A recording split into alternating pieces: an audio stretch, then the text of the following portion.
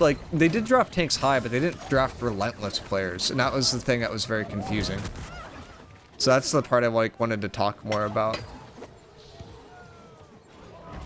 Because Relentless tank, or like off tank, is very, very different, and it's something that certain people were drafted really highly for that have zero experience with. And the downside is that you don't get this like aura, right? Where it's like when in combat, all allies around you gain 35% armor. So if you're playing without that 35% armor, your army in theory is at a very big disadvantage. And it felt like people weren't really respecting that fact during the draft process. So that was something I wanted to look at. When I saw one tank in the top 20 rounds. I mean, that's the weird part, is like, tank is incredibly easy right now compared to Relentless. But people are valuing the tanks higher than the Relentless players, which feels backwards to me.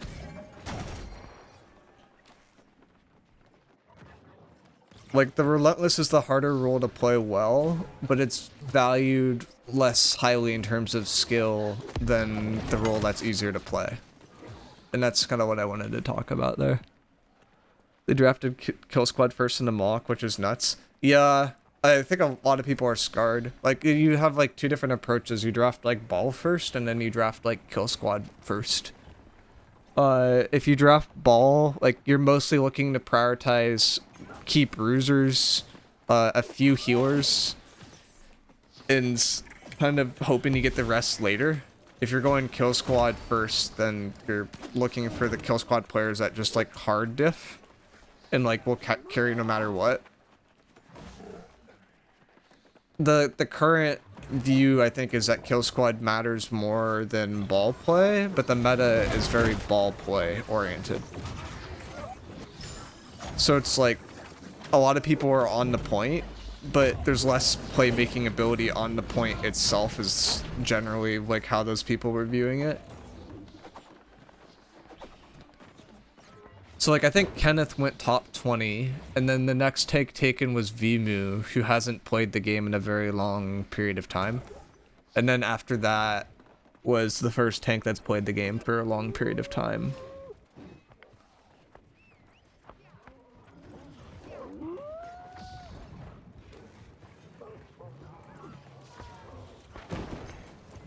Which I kind of know why they're drafting Kenneth early, but the other parts, like, didn't really make sense. And, like, I think the drafting the Kenneth early part, like, once Kenneth was drafted, no one else, like, really valued a tank slot for some reason. I was a little confused by that, because, like, Kenneth and, I forget his name, but the other tank that were drafted early, see, I could pull it up right here. Not this one, this is Kenneth, yeah, no, not Vimu. High Rollin. High Rollin's the other take I'm thinking of. High Rollin is like a really, really good player. Like, I would argue High Rolling is as good as Kenneth and is probably better than Vimu at this point. Or he'd be like a better person to draft than Vimu. So that was kind of interesting to me. Like, for me, I would never draft me as a tank because I am the best Relentless player that currently plays the game.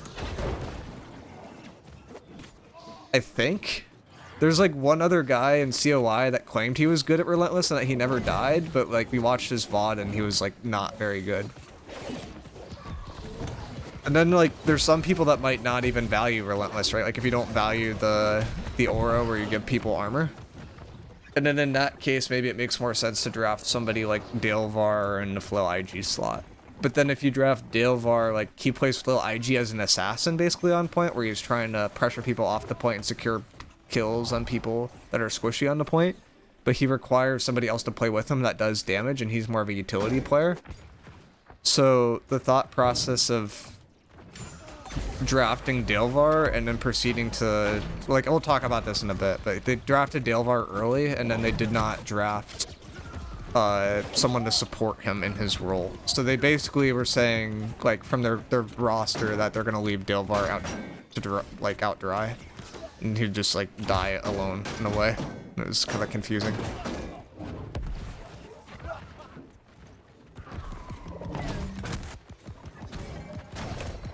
Dang, everyone's got the glass tower shield, or the glass round shield now. The bruiser getting pocketed really doesn't need more armor.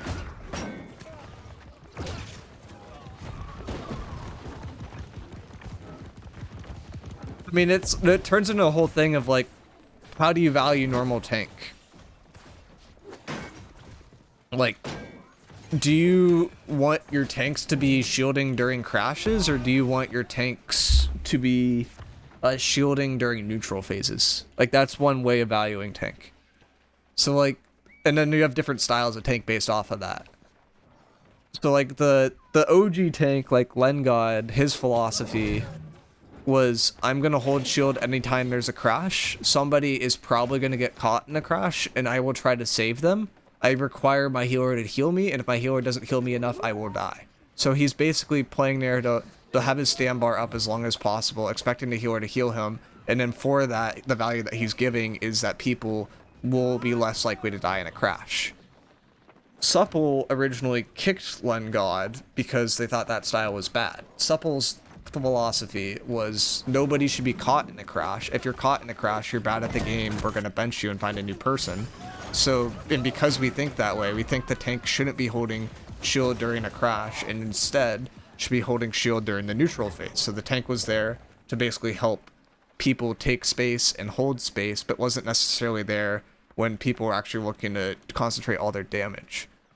That philosophy is not the one that I agree with completely, because what that turns into, well, actually, that's kind of the way I play more so. But the one that, and it kind of has a completely different philosophy, where he is not looking to shield during the neutral, he's not looking to shield during the crash, but he's looking to shield to save individual people that are caught out of position and or are low. So he's like basically playing like a healer. But then it's like, why are you playing tank and not playing a healer? So like there's kind of pros and cons to all of them. Wait, ads? Ugh. Oh, I can wait. There's like 3 or 4 different ways to play tank. Like no one ever talks about this stuff. This is like just like tank on tank like nerd shit. But there's a lot of different ways to play it, and the expectation of the macro like depends on the style of tank that would be best for the army. Okay, we back? Okay. So like 3 main philosophies of tank was like where I was going. You have tank that shields during the crash. The point there is to try to save people during the crash. You have tank that shields people during the neutral, but then tries to escape during the crash. The point of that tank style is to allow people to take space and hold space more effectively. And then there's the Kenneth style, which is, I'm not shielding during the crash. I'm not shielding during the neutral. I'm only shielding to save individual people that are out of position and or are low. So you have 3 different styles there. And it's like, which style makes the most sense? And that's like kind of the question, and where Relentless comes into play. Like what Relentless does is anytime anyone's in the general vicinity, you're going to allow them to take less damage, right? So you don't have to have a person holding right click all the time to get value with Relentless. I could be on flail and I could just be doing this, and my army around me right now is tankier. So like I don't have to be on the SNS all the time. I could act like a normal flail. But then I also can hold right click, and then everyone around me is like, they're not taking any damage whatsoever. So that's like where Relentless fits into all of it. It's like, it's kind of just like Giga Tank, but you could play it differently depending on like what your offhand is. So like if you're flail IG, you're gonna have IG out all the time. You don't even have to worry about holding right click. If you're flail SNS, that's where you have like those debates of like, hey, when should you have SNS out? When should you have flail out? Flail IG is like much more simple. I like Kenneth, but his style is wrong. So Kenneth, I would argue Kenneth's style is wrong, but Kenneth is the tank that's valued the best currently. So he was drafted like 20th. But I would argue it doesn't really make complete sense. Like, I think the way that I think tank should be played right now is that, like, the general way that we've been playing tank is you have one tank that's playing to play in the crash. So this is like the OG tank style, the Lengod style, if you will. And then you have a supporting kind of off tank that's on Relentless. And then the Relentless tank is looking to boost the armor of the original tank, as well as helping people that are escaping from the clump. valued, or is he just good friends with everyone? He's drafted higher. I think it's more so the good friends with everyone than like that he's necessarily the better player. So like, objectively speaking, this is gonna sound biased, but objectively speaking, from wars in the last month or two, I am a better player than Kenneth, because he played Relentless in a war versus the same company, and he had about 7 to 9 deaths.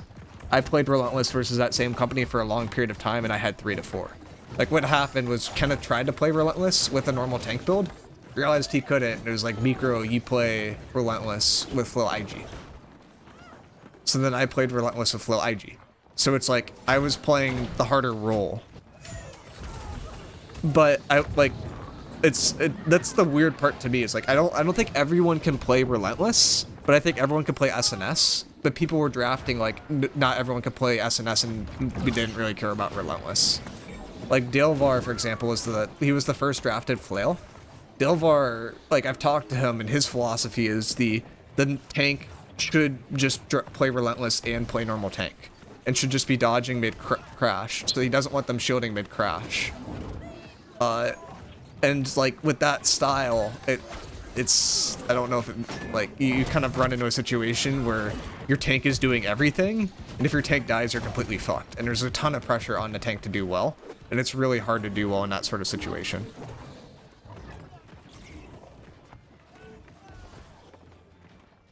So, there's a lot of, like, tank drama with it, and there's a lot of, like, how do you view tank and, like, the whole philosophy behind it.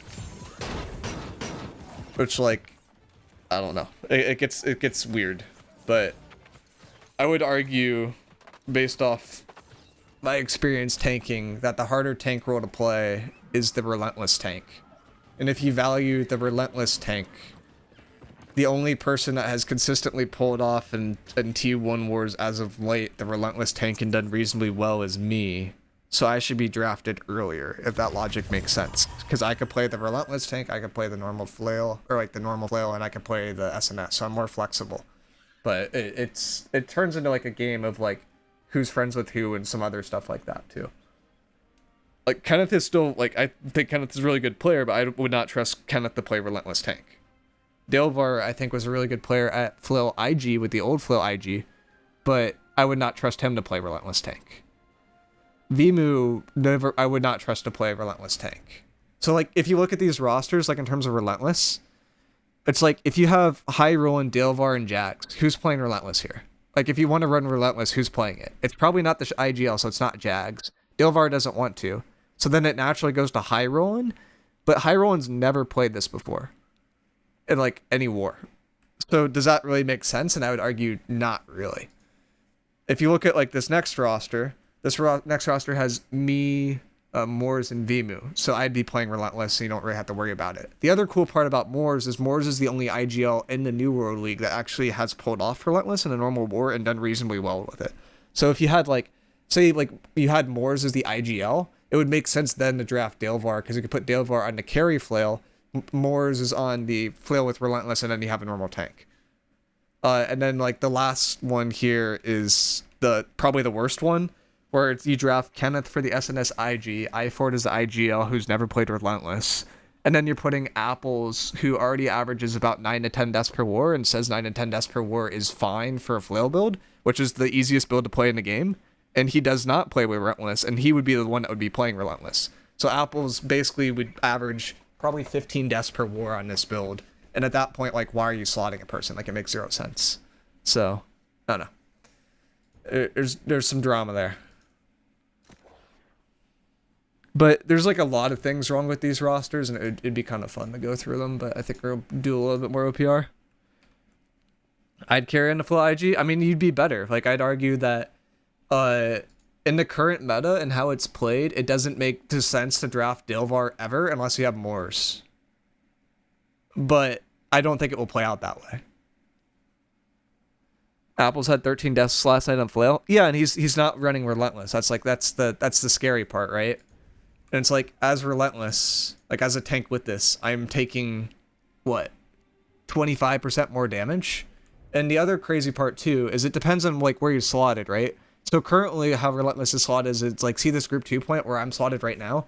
I'd argue that this is a really bad comp because there's 4 people that require heals and I require more heals because I'm using Relentless. So I'm set up to fail. And like, I'd argue the Relentless should probably be in the group 1 and the normal tank should be in group 2 at this point. Apples would not be slotted if he didn't stream. I mean, I think Apple's slotted himself.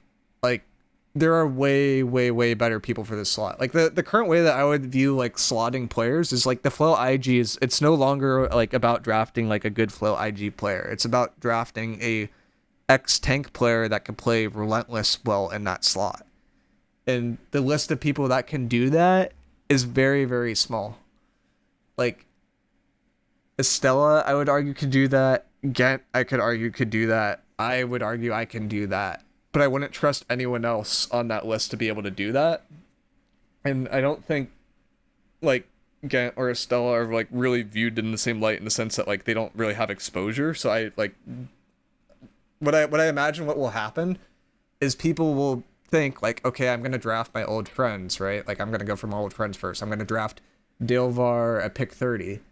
And then either, one, the SNS IG with Relentless Cook completely works, and you don't have to do anything about it, and high roll and just hard carries, in this case, the New World League for that team. Or you end up having to promote somebody from the G League to take Dilvar's slot because Dilvar will not swap to Relentless. Like, it works one of those two ways. The other way that this problem just easily gets solved is if the IGL could actually play a build that requires hands, and I think I had a whole video on this where I talked about how Whirl is so valuable as an IGL now, because he's one of the only IGLs that could play a build that is normally played at a high level. So like if Whirl's IGLing on Great Axe Warhammer, that frees up a slot, so now I could do double tank and Relentless, I could do normal tank and Relentless tank, and I could do a Dilvar kind of build that's more of a specialist build. Like, it just opens up more opportunities there. So, like, that's one aspect. Maybe I go through the roster stuff now and we don't go through this other stuff since we already started talking about it. I don't know why this one's so blurry, but this is what was on the Discord. Let's go, so we could start with the Group 1 roster, which is the most blurry for some reason. This roster was voted to be the best roster, and I kind of want to show, like, some things that are very questionable about it. I'm going to start with Group 1 and Group 2 because that's what I know best. First thing I notice here is what we've already been talking about, which the question here immediately is, do you value Relentless? So while in combat, all odds around you get 35% armor. That's, like, better than Featherweight, I believe. Like, it's a very, very significant buff, and it's a 5-meter aura. So the easy way to tell what 5 meters is, if you put on an IG, this is what 5 meters is. So everyone in this area gets 35% armor. So it's really, really good on point. Also really good in other certain situations. This team, by how they draft, does not value Relentless whatsoever. High Rollin has never played Relentless before. I doubt he's going to play Relentless here for the first time. Jags is an IGL who has not played Relentless before. And Dilvar is adamant about using a kite shield, from my understanding, and has not used Relentless before. So you end up with a spot where somebody who is not comfortable with Relentless is going to be slotted on it. Kenneth on his first war, which is considered by the draft standing to be the best tank, had like 8 to 9 deaths. So like you would not expect High Rollin to do well in that kind of situation. It's a lot of pressure to put on him, and it's not, the reason why it's not commonly used now is like, say this person dies, like say it's High Rollin, whoever the best tank player in the world is in New World right now dies. You have no normal tank aura, you have no Relentless aura, so you're just going to get completely wiped off a point, and you're going to lose very, very hard. The other team could ego every single clump, and you could do nothing about it. Kenneth had 8 to 9 on the Relentless on his first war, and then after that, I played Relentless for Prim. So it was, I think Kenneth played it poorly. Like, I went over his VOD with Dill, and like he played it really poorly, to be honest. And like there's a lot of things that like I think he could have gotten of maybe half the deaths if he changed his order in terms of how stuff works. Especially because I've limit tested that same build and have got to that point where I've gotten to 3 to 4 deaths as a main tank with Relentless, but I've not seen it from Kenneth yet.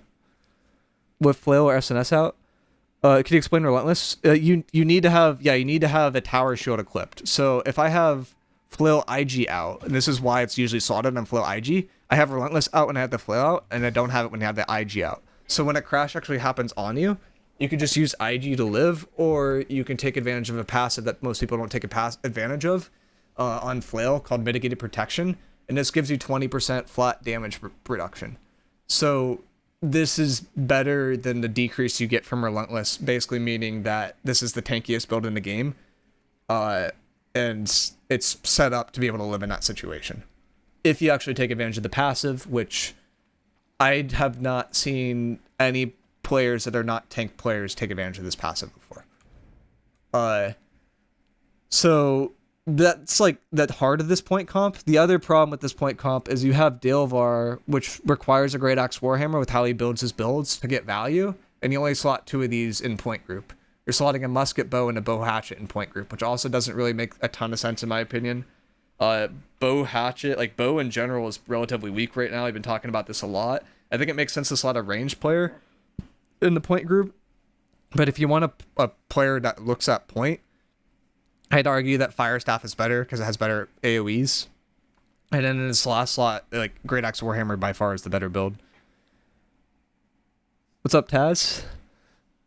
We are going over the mock rosters that went out yesterday and kind of going through this.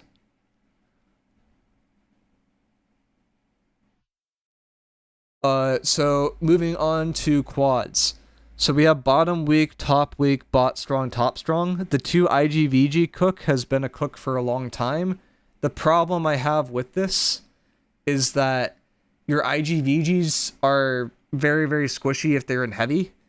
And putting an IGVG top point like Clay and Kesh is basically asking for them to die. And then the other part of this too is I don't know if Clay or Kesh are really comfortable being in that position. I think they could do it, but I don't know if they're necessarily comfortable being that. Like when Dropouts used to play Supple all the time, the IGVG that would play in Dropout's backline was Shane. It was not Clay. Shane had the harder job. Clay was usually on the point but was not in the backline, and this would require basically Clay to play inside the backline. So this is requiring you to play bond side behind the point to get a shower off in that angle, which I would argue is pretty unrealistic. The Spear Hatchets is more pressure, but you basically force yourself into a spot where you're not necessarily going to capture people with every single crash. If the Bond and Oppo IGVG, so Lely and Big Mac in this case, were able to collapse onto point during crashes, you can end up with no issue. But from experience, you end up with a lot of issues, and it's something that's been a little bit overcooked as of late. That being said, the Spear Hatchets on point seem to get a lot of value, seem to get a lot of pressure, so I understand why they're trying to do something like this. The Fire Staff IG is pretty standard. The Bow Hatchet and Bot Strong is not something I've seen cooked before. Again, same sentiment with Bow, where it's like, I would argue Bow is 75% of what a Fire Staff is right now. The main reason to play Bow is because it has more survivability than Fire Staff, in the sense that it has access to Hatchet, but Fire Staff has better single target damage that's consistent because of the aim lock stuff, with aim lock Pillar of Fire. It has better AoE burst, and I think the only thing it lacks compared to Bow is maybe single target burst, but with the animation cancels for Bow being fixed, it doesn't seem like Bow really has a very strong spot in the meta, and the main reason why you'd use it is just to live. So I'm like kind of confused why they're going for so many bows. The rest of the stuff in the quads seems pretty normal, but the quads aren't really where you cook a lot. It's more the kill squad. And this is the part where I don't really know as much. But that being said, I think their kill squad comp made the most sense of all of these that we'll go into. IGVGs, I would argue you need to have 4 minimum, and they hit 4 with this. The SNS Warhammer is certainly a cook. I know Kenneth has run this before in Group 8, but it's not common. There's a lot of Spear Hatchets, so we have 2 more Spear Hatchets. There's no SNS Spear, so you don't really have that player that's setting the edge. It's like the SNS Warhammer, SNS Great Axe. And SNS Great Axe is usually a medium build, so it's not a build that holds right click, so you have a right click disadvantage in Group 7, but if Group 7 plays tight to point, it could be okay. But usually you don't have a point tank on Bond, you have a point tank on center point, and you have a point tank in Oppo, so that Group 7 is probably going to get cooked a little bit. But if assuming that the other team doesn't push that side super hard, they can get value on the point and like in that little area. It's just don't expect them to like be able to live if people crash on them super hard. The Group 8 comp, With the Warhammer's a bit of a cook, but it would be able to hold an edge, and that's what this build is like looking to do, and what the setup is looking to do is they're trying to hold that edge that's closest to point. Group 9 is a quad melee comp. This is something that we've seen a lot lately. SNS Great Axe is the common build that you see that. SNS Hatchet's a more greedy, like, assassin-based build. This is also a spot where you sometimes see Void Blades being played, but they have a Void Blade in Group 8 instead. The Group 9, or the Group 7 one would not be near this at all. In terms of Group 10, the Wide Fight, Double Bow Hatchet, Double SNS Great Axe, I think is pretty standard. You could go Spears here as well. But this Kill Squad comp is by far the most meta compared to these other ones that I've seen. So, like, in general, this point team, or, like, this team has, I think, a point group that does not make any sense, but has a Kill Squad group that would get a lot of value, and the Bonfire group is within the meta, but I would argue might be a little bit weak on showering people on the point, so there'd be pressure on the flow IGs and on the SNS IG in this comp to get the showers off. Every tank that I've talked to in terms of high roll, in terms of Kenneth, in terms of... Actually, I don't know what VMU prefers, but most tanks nowadays prefer SNS Flail because it allows you to do more stuff in the neutral phase, in the sense that the Flail gets more passive value than the SNS does. It also means you don't have to hold right click the entire time. It also means that you have a way to get out of giant clumps where IG would die. So Flail, I think, has generally been viewed as better, but if you don't run a lot of IG VGs, you're kind of required to run more IGs in the point group so that you can actually get collapses on people and people can die in crashes. Fire stuff IGs I would not expect to try to shower point. Moving on to Group 2, unless does anyone have any thoughts on this Group 1 comp, or is there anything I missed before I move on to the next one? Bows get cooked by Firestaff since both players use so much haste. The dodge is an instant haste on any Firestaff with decent aim can punch out any bow. Bows in Smet are a waste in my opinion. They're still used in wide fight just because they live better. Like, you have an SNS Great Axe that gets on top of a Firestaff can die really easily. But with the IG, and because Greatsword isn't meta, Firestaff can live. They use the shower well. But if the SNS Great Axe interrupts the shower, they're just completely cooked. So Bow Hatchet's a more consistent way to live than Firestaff IG. But Firestaff IG, I think, generally would get more value. And the weird part about this roster, too, is, like, if you look at just count the bows, count the Firestaffs, there's, like, 5 or 6 bows in here, and there's, like, 5 Firestaffs, depending on, like, how you value the musket. The musket isn't, like, the worst cook in the world, but the idea with it is it can collapse through people. It also has a lot of passive pressure. If it's in the backline and uncontested, it generally can get value. Group 2, or if it's like wrapping with the Kill Squad, it can do some stuff too. So this is the second team. This is a team that I was drafted to. The main interesting thing about this roster in terms of a point comp is this is the only team with the point player that can play Relentless, and it actually has 2. Moors is able to play Relentless as an IGL. I'd argue he's the most valuable IGL on paper here because he's the only one that I've seen play Relentless in a decent war and not get farmed off of it. And then I'm the only Flail in this draft that has actually used Relentless that was drafted. So that's one aspect. We've already talked about all the SNS philosophy, the Flail philosophy stuff, so I don't really want to rehash that much. The main thing from a point perspective is this is a quad melee group on Group 2. And because if I have Relentless, I'm going to require more heals. Great Axe Warhammers generally require more heals. Spear Rapier is very, very squishy, very, very greedy, and requires a lot of heals. This Group 2 comp gets completely farmed and doesn't really make a lot of sense. The Spear Rapier is not usually one that's cooked within the Group 2 comp for that reason. It's why it's usually a ranged player. Like you see a bow in this roster. I think you see a bow in this other roster as well. Firestaff is also a common slot there. But Spear is like, it's risky to put here because you have a quad melee group in a spot where they're going to take a lot of pressure. The actual comp itself, in terms of life staff having Void Gauntlet, this one had Void Gauntlet too, right? Yeah, so that's normal for AoE. Curio on single target, Jemba on single target, so that kind of makes sense. Vimu, SNS IG, I haven't seen him in a war recently, so don't know how he'd do, but SNS IG is a really easy role to play nowadays because of buffs, so would expect that he'd do fine. And generally, this point group looks solid. The quad groups, in terms of 3 through 6, you see IG VGs in 2 of the slots. You see it on bot week and top week. So that would be the left side of point. Lance would probably have a hard time if he's not a Void Blade. If he's a Void Blade, I think this works decently well. I like the cook of trying to do Void Blades pushing for top space rather than spears. because the Void Blades can drop Shower, and I like it more than IGs or IGVGs because they can live better in that position. Even though Void Blades are generally running medium, they have more self-sustain built in their kit, and they generally live a little bit better. The main issue is most Void Blades are pressuring into the point, and if you're pressuring into the point, you're not in a position where you can consistently drop Shower, because for Shower, you generally want to be behind the clump, and IGVG is a range class, typically, so you can kind of be behind the clump and drop the Shower. Void Blade would not be able to do that, and that's the part that I think would be the question for this kind of comp.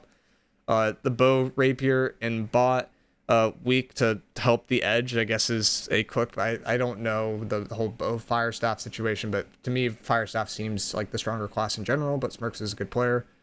Krieger's a good player as well. Bot Strong has another Spear Rapier, so that's how they fit the 2 Spear Rapiers in to do 1 on point, 1 on Strong. The Spear Rapier, I'd argue, is a worse class than Spear Hatchet right now. Spear Hatchet has more survivability. It's already the class that tends to die the most per war, unless your name is 303 Apples, in which case you're probably dying the most per war. And is higher kill pressure in theory. It's just, I don't think it's super practical. A Hatchet would just gives you grit, and grit is OP, and grit lets you live. Rapier would let you reposition from time to time, but I think if you get caught, you're just dead. Life Staff Rapier is normal. Great Axe Warhammer, Fire Staff, like this is a pretty normal group. You don't have an IGVG, but you can afford to drop a few of them. Just these Great Axe Warhammers need to get a lot of value with the neutral pressure, which can be hard to do.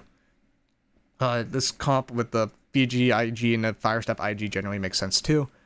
In terms of the kill squad, I think we start running into a lot of questions. The first question, compared to this group that people thought would be the best, is why aren't the Life Staffs running Hatchet and Kill Squad? Hatchet and Kill Squad is like objectively better. SNS Great Axe completely farms Life Staff Rapier from my understanding, and this group doesn't believe in SNS Great Axe apparently. So that's something that jumps out immediately. You see a good amount of Spear Hatchets. That's not uncommon. You see Farmer John on ping with the Sword and Shield Hatchet, which is a glass cannon build that definitely should not be played on ping in my opinion. So I would expect him to not do well in that situation. You see SNS Warhammer as the thing that we're like, what does this cook? But I guess it's like kind of a common thing nowadays to hold that edge. This guy, I think, would be like a borderline tank. Like you're just like, you're the way I would imagine to be played is you have some CCs that you can set the edge, and then you're probably the primary person holding right click. Sword and Shield Greatsword isn't commonly played right now because it just passively dies too quickly. If it's able to live, it gets value. If it's not able to live, it's the build that will fall flat in its face and not do well. IGVG's in here. I'd imagine these are more blade oriented. A Fire Staff Rapier is a build that is objectively not super good. I think when I first made a mock roster, I also had some Fire Staff Rapiers in it, and the thought process was that you can get higher int and drop your con more. But it's very weak to SNS Great Axe, and anytime you have a melee on top of you, you're dead as well. Rapier doesn't have enough escapability basically to survive from the modern melee builds that have like double chase. So like Great Axe has access to Bloodlust with that build. You have Reap, you have Charge, and then you have SNS Leaping Strike. Like there's too much going on there to really get away consistently. We also have Pest in here. Pest doesn't really work right now, from my understanding. So that doesn't really make sense. But if it did work, I guess it would be cool.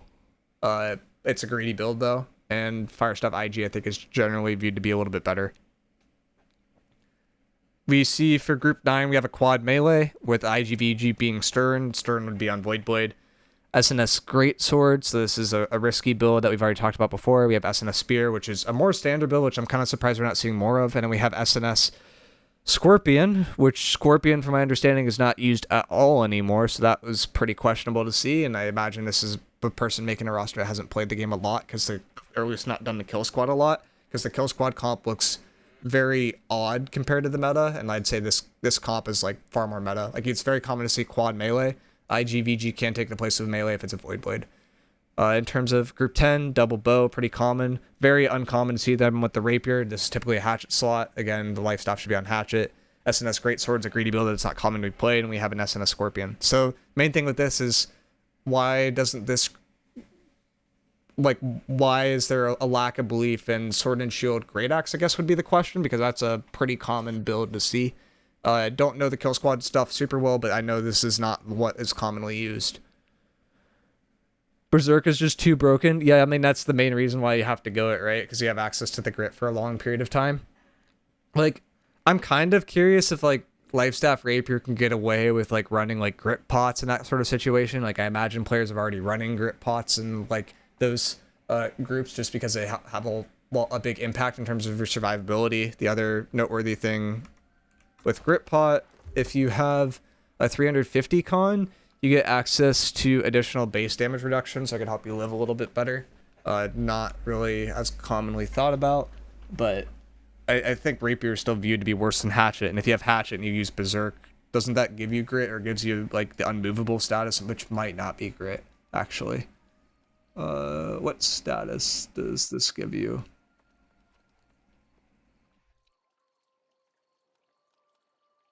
Is it this one? You get uninterruptible, so it's not grit. Yeah, so you wouldn't get the damage reduction then. But you still have the same effect of you can go through slows. You can't, like, uninterruptible allows you to not be stunned too, which is really great because you have bash from Sword and Shield, which would be useless if people run that. So it's generally Hatchet has more survivability, but Lifestaff, like, in terms of Rapier, it lets you reposition from point A to point B and then cast another single target quickly. So Rapier's, I think from an NA perspective, historically is viewed as higher skill cap, but Hatchet's just been better if people get on top of you in terms of living. But I think NA at this point always runs Hatchets for these quad groups. That's false. You can be stunned. So is it just that you can cleanse the stun? Because I know with what I'm thinking of is, like, Stone Form. Like, I believe Stone Form gives you a similar effect, no? Or this is this uninterruptible, or is this something different? Hatchet just keeps you from getting staggered. It doesn't stop stuns. I'm just curious what the Stone Form effect is then. Because with Stone Form, you can't be stunned. But I thought Stone Form was the same, like, effect in terms of uninterruptible, but I guess I'm probably wrong about that.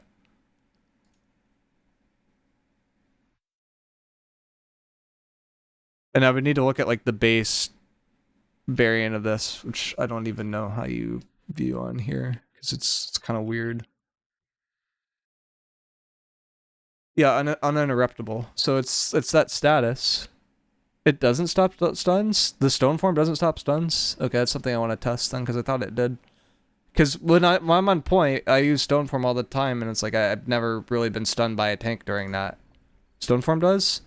But it's the same status, though. Like, you see how this has uninterruptible on here? That's the part that's, like, confusing to me. Like, I thought uninterruptible was the immune to all CC status. Like, is there a difference between those two and uninterruptibles? Like, it's the part that's probably worth testing, but it's just odd because it says uninterruptible is the status there. But anyways, Hatchet lives better than Rapier, so that's why Hatchet's commonly used in those slots. And then Bow usually runs Hatchet, and the main advantage of Bow is that you could get away with Hatchet. Third team wise, the main issue that screams out at you is, why is Apples slotted? And the reason why it comes off that way, I think we had someone in the chat say Apples had a war earlier where he had 13 deaths. The normal deaths for a Flail IG, if you're not running Relentless, should be between 0 and 2. It's a tankier class in SNS IG, and for SNS IG or SNS of Flail, I would expect your deaths to be below 2 to 3. Flail IG is a tankier class than that, typically. And Apples averages a lot more deaths. Apples also does not use Relentless, so this runs into the same issue that you run into with the Group 1 roster, where it's like, who's using Relentless in this comp? It's probably not iFord. It probably, if it's Apples, it shouldn't be Apples, because Apples with Relentless is probably going to have 15 deaths plus. And I know Kenneth would not want to run Relentless at all, so it doesn't really make sense. You have the Bow Rapier on point, so we have the same click where you have the Bow on point as with this first group. I'm used to Firestaff being there, but I guess that might be something that's changed. The only other thing that jumps out here is you don't have an AoE healer. You have 2 single target healers with a Lifestaff Rapier. Usually this is a Lifestaff Void Gauntlet at this point. Haven't logged on in a while. Did AGS release the casual war game mode yet? No, but it's supposed to be coming out soon. TM. I think it's either going to be Q4 or Q1, but I don't know that for sure. That's just like a guess. It doesn't seem like it's like they've emphasized like new zone stuff recently, and it didn't seem like something that they emphasized or like tried to tease. In terms of, so that's in terms of points. So the main thing I see here is like what's going on with Relentless. The other stuff generally makes sense. The other thing I forgot to mention is for the last group, was this Apple's one? No, this is Apple's. I'll get to this later then, so I don't have to talk about it now. But point group, main thing is who's running Relentless. Moving on to quads. Spear Hatchet, Fire Staff, Void Gauntlet, Void Gauntlet, Void Gauntlet. So that all checks out. So you have the builds that people normally run. You're running less bows, which I guess is noteworthy, but you're sneaking in a bow in group 9. So that's how they're solving that issue. But you have the 4 IGVG minimum here. 1, 2, 3, 4, which solves that issue. You have the 2 spears for mostly point base, and they're hatchets, which makes sense. You are then stacking Fire Staffs, which makes sense. I'm still a little bit questionable about the Fire Staff with Rapier, but it's consistent between these two rosters at least. And I don't think there's too much more to say about that. Like, that's a pretty normal quad group at this point. You have IGVG on bot weak. You have an IGVG on bot strong. So that would be the safer position. So these could be Orb IGVGs. The top strong one, that's Dex Demon. This makes more sense because Dex is a really good player, and he probably could actually play that spot as an Orb IGVG. But I don't think Dex would be Void Blade. Like, you probably could do Void Blade if you needed it, but that would be kind of interesting. And then you have another one in Oppo. So the thing that this screams out is you have a bot weak, a top strong, and an Oppo, right? So you don't have an IGVG showering that top left, which is what you see with like this roster, for example, with Clay in that top left area to get the shower off. So that's something that's missing, and you would expect either Apples or Ford or Kenneth would be filling that role. Probably not Kenneth, probably not the Relentless user, probably not the IGL. So it's like, it's an open spot where it's like someone could probably escape through that top left quad area near Bond. But that's the only thing that seems like exploitable from the quads. In terms of group 7 through group 10, you see Lifestaff Rapiers, not Lifestaff Hatchets, off meta. Eckhart probably could play a single target, but he was an AoE at the time when we played with him in dropouts, I believe. Unless I'm thinking of the wrong person. But he probably can get away with it. He's a good player. We have Spear Hatchets, or a Spear Hatchet, less than the other groups. We have a Sword and Shield Greatsword with Mighty. Mighty is known as the Greatsword guy, so I can understand cooking this, but Greatsword is not commonly used right now, for reasons I've already stated. A Sword and Shield Great Axe with botch, so at least they believe in it somewhat, but they aren't running a ton of them. SNS Spear, so this is a pretty defensive kind of group 8 that's setting the edge. You have IGVG that is going to be... I would expect this to be like more of a Spear Hatchet slot, to be honest, for like one of these, but IGVG, it's going to be probably more blade oriented and Fire Staff looking to follow up. So like either Hatchet here or SNS Great Axe, in my opinion, would probably be a little bit better, but I don't know Kill Squad very well. Group 9 wise... Great Sword kind of scares me. Scorpion kind of scares me. A bow isn't... It's not bad, but it's not meta. Like, that's a quad is much more meta. And the big thing that jumps out about this roster is Jordan's being slotted on Sword and Shield Spear, which I assume this is like an honest mistake because Jordan doesn't usually play that. And it's also like, why would you draft a player in the first round that's supposed to be your carry player that's not on Spear Hatchet or not on Sword and Shield Hatchet? Or not on like Void Blade. Like Sword and Shield Spear is not like it's not the carry quad, or it's not the carry kill squad build typically. Like that's usually a build that is played in heavy, trying to hold space, and you wouldn't put Jordan there. So that is a question mark for me. The Scorpion's also a question mark for me. The Bow Rapier should be a Bow Hatchet if you're going to run it in that slot. In terms of group 10, Lifestaff should be a Hatchet as well. Sword and Shield Spear isn't bad. Sword and Shield Great Axe isn't bad, and 2 bows. So like the main thing from this is like it feels like they need more Sword and Shield Great Axe. They aren't doing the quad melee cook, and the Relentless situation is very, very odd, and the lack of Great Axes feels a little odd to me too. Can't believe you're still stream making content for the game. Audience so small now. I mean, bounce around a bit. I don't like doing the clickbait stuff though. That's been like a whole nother thing. It probably deserves another conversation, but there's been, I think in like, it's really easy to look at YouTubers like Mr. Fruit or like Asmongold or like Shroud and see this. But a lot of people, I'd say in the last 6 months to maybe even 2 years, the philosophy from if you want to be a pro YouTuber, you play the game that's really, really hot. You play it for about a week to 2 weeks. You stick your face on every single thumbnail. You do a little bit of clickbaiting, and you move on quickly. Like it's like people have ADHD for all the games and can't play them for more than like 100 hours, and it kind of drives me nuts because I like to play games for longer periods of time. So, but yeah, I take breaks.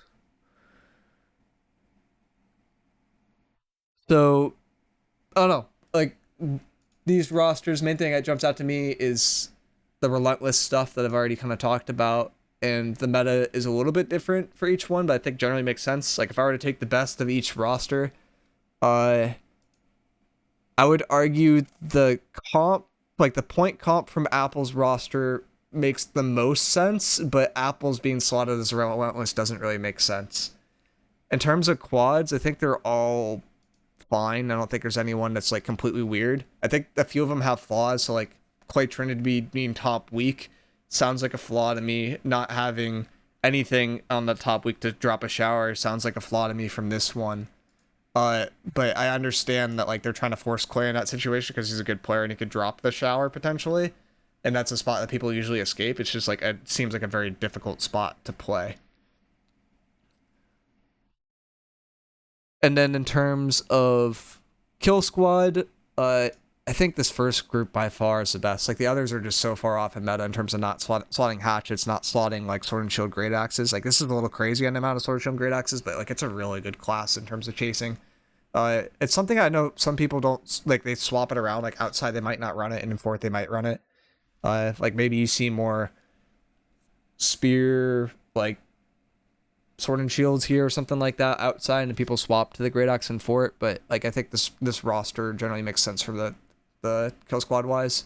So they all had a little bit of a different take. Not really looking at players here, but it like some of these players haven't played in a long time, so will be interesting to see how well they do. And I think that would generally be my takes for all this stuff. When in the game's history would you say that the skill level was at its highest in New World? I'd say during the times where you had EU versus NA, when like dropouts, like the meta that comes to mind to me was when Jesse's came over from EU with a squad that albeit was not very good. You had dropouts and you had supple fighting. So you had three really good groups fighting each other. You had the EU influence, you had the NA influences, and it was just like wars all the time, and like the skill level was like generally pretty high then. But that was like at this point, like maybe 2 years ago. Like I think I was Parabellum that came over, and Parabellum got like completely dumpstered, but people really, really cared about the game then, and were really, really trying to get better. During like dropouts versus supple for Infinite Wars, like I felt like supple was trying to get better all the time. I don't think necessarily dropouts is trying to get better, but dropouts wanted content. So like anytime dropouts beat supple, like the next time supple would come back better and would usually beat us. So like I don't think like the skill level was at the highest then because people didn't really necessarily care about the game. But when there was three companies playing at the same time, I think people generally cared. The other spot that you could point to would be like way earlier on when everyone was getting merged into each other. Would be like when dropouts went to East Coast, and there was like Euphorium was playing at the time, Supple was playing at the time. Like both those groups are pretty good. Like Blokes was playing, like that was a pretty good group. I could say like earlier on when I started, like in 2021-ish, like the game was relatively competitive, but I think people didn't really understand like the macro meta too. And it was also a point where it's like if people lost one war, they would just transfer off the server and a mental boom. So that didn't really feel like a spot where people like really improved. It was like we're the better than you, we're gonna ego you, we're gonna beat you, and then the team that lost left. And that's all that was happening then. Gamer first, streamer second, pretty much for me. But I don't make enough to be a streamer, so I tend to prefer to be a gamer. But that's my take on all this stuff. If you guys want to get into the New World League, I think you could still sign up, but signups are closing pretty fast, and I think Apple's is doing a tier list today, which I think people will be drafted somewhat off of, but I wouldn't really read in too much because a good amount of stuff changed with the meta. Like the spear hatchets being on point is something that I think influenced the meta a good amount. The relentless situation on point, I think, influenced the meta a good amount. The concept of going for crashes and trying to crash second and then just dogging all the time to try to get passive kills was something that was done before, but not to this extent and is newer, and a lot of people can get checked for. Kill squad wise, SNS Great Axe is newer. The kind of general lack of bows is a newer concept, and the general more melees, more void blades is a newer concept. So I expect people that haven't played the game in a while to not have 100% success rate going into the meta, and it will probably be like closer to like, I'd say 75%, where there's going to be a good amount of people that are just like, what the heck happened, and they fall flat on their face the first couple wars, and maybe they get better, maybe they don't, but like I think people are kind of undervaluing people that have kept playing the game a bit from these draft perspectives. Like this looks like you draft people just who played like maybe a year to a year and a half ago is like when I see like the 150 players pointed out here. Like I don't necessarily see the people that have improved in that time and gotten better. And I expect the actual draft to be somewhat different because I imagine people would have done more research for those last slots.